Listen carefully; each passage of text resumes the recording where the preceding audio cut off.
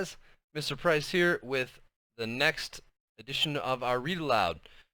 So we started because of Mr. Terupt in our last session, and remember that the chapters are labeled by the name of the character that is narrating that chapter. So every chapter is told through the perspective of one of the characters that we're getting to know. We met Jessica and Peter with our first reading. And today, we begin with Luke. I like school. I'm good at it. I get all A's. So when Mr. Terupt announced our first math project, I was excited. Dollar words was crazy. Definitely not a worksheet problem like all the others I've ever been given. Not even close. We had to assume that the letter A was worth 1 cent, B 2 cents, C 3 cents, and so on, making the letter Z worth 26 cents. The challenge was to find words that equaled $1 when you added up their letter values. Not 99 cents or $1.01, but $1 exactly. Mr. Terupt gave us time to get started. He wanted to make sure we understood the project, and he said he wondered who would be the first one to find a dollar word. I immediately made a data table of all the letters and their corresponding values. A quick reference for me. Then I started putting down any word that came to mind that had some of the bigger letters in it. Pretty, 104. Walnut, 91. Mr., 84. Then I thought, hey, wait a minute. What if I just tack on the letter S? Misters is 103. No good, but very close. I figured this could still be a worthwhile strategy for other words. So there I was, cranking out words, trying to find the first dollar word of the year, when what do I hear? Peter and Alexia. This is the 4th year Peter's been in my class, and my 3rd time with Alexia. Peter's funny, but sometimes he gets to be too much. If I'm concentrating on my work and he just wants to joke around, it annoys me. But I like him. He's fun. And he's no stranger to trouble. Alexia, on the other hand, is always involved in some girl war. That stuff I don't get. She loves to wear flashy clothes, dresses, skirts, and fancy shoes. And she always has the accessories to go with them. And she says the word like way too much. Alexia isn't a stranger to trouble either. She and Peter are a good match. Peter elbowed Alexia. Then I heard him whisper a word to her. It's not even close to $1, I thought. 53.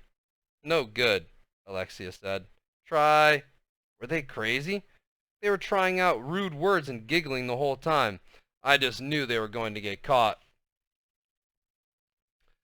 That's no good either, Peter said. Maybe... What a butthead. As soon as I thought it, I knew it was a word worth calculating.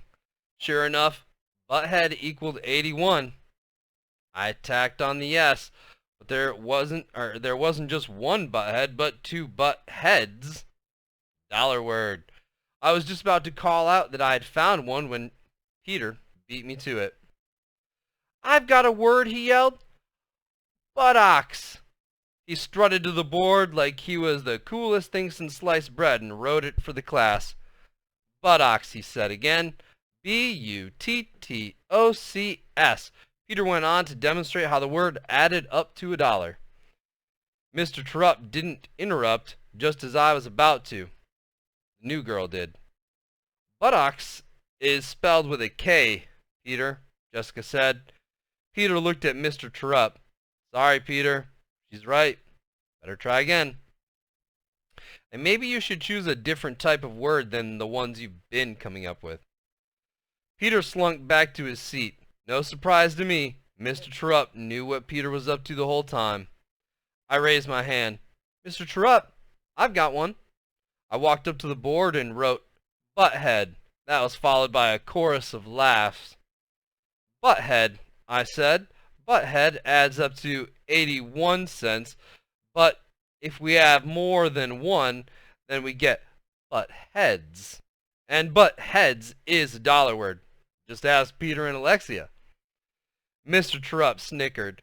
That's enough, Luke. I must say, this isn't the word I was expecting, but nonetheless, it is our first dollar word. Congratulations. Dollar Words was the best math project ever. We started it on a Wednesday, dollar word, and worked for 3 weeks. Through trial and error, a few strategies that I learned along the way, and some helpful hints from Mr. Terupt, I broke the record for most dollar words. My final poster was covered with 54 of them. Mr. Terupt looked at my work and smiled. Luke, this is excellent. Dollar word. You're the dollar word champ.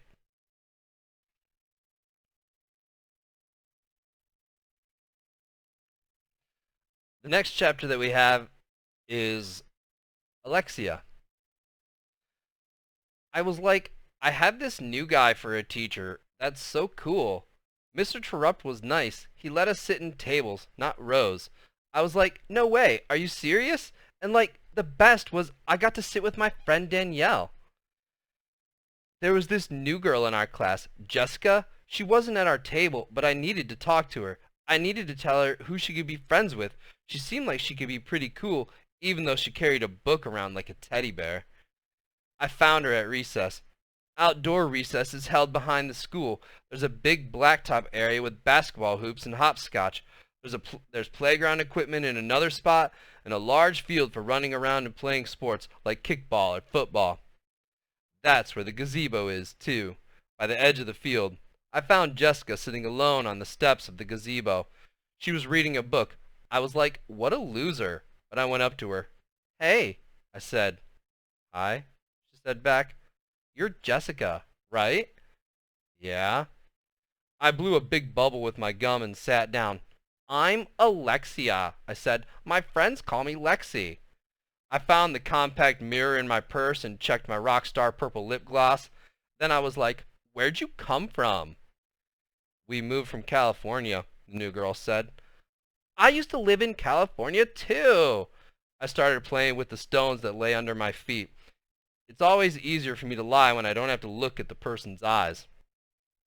We moved because, like, my dad got sick and needed the doctors here. I'm sorry, Jessica said. She started playing with stones now, too. Listen, I said, like, you're new here, so let me help you out a little, if you want, that is. I snapped my gum. Sure, okay. I stopped playing with the stones and scooted closer to her. Want a piece of gum? No thanks, she said.